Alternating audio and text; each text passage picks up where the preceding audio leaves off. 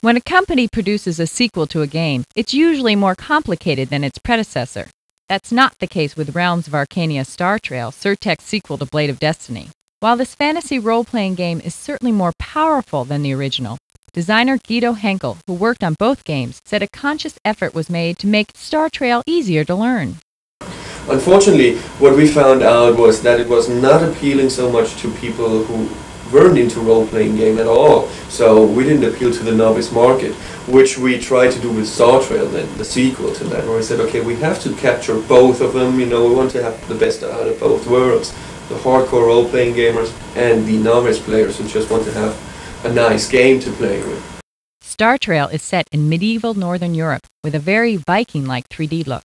You're wandering around Arcania searching for Star Trail, the latest blade to beat all blades, along with the Salamander Gem, which is reputed to have the power to effect alliances between enemies and friends alike.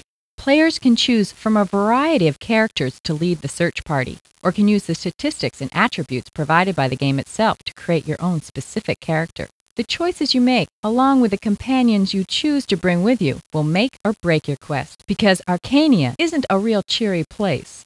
The dwarves and elves are fighting each other, and the orcs are ready to take on anyone who strays into their path. All in all, the atmosphere is one of dread and evil, which may sound awful, but actually makes for a much more interesting game. As you roam the land, you'll have plenty of chances to meet the inhabitants and pick up useful information. When selecting your party, it's a good idea to bring in a wide variety of skills, since different approaches will be necessary depending upon who you meet on the road.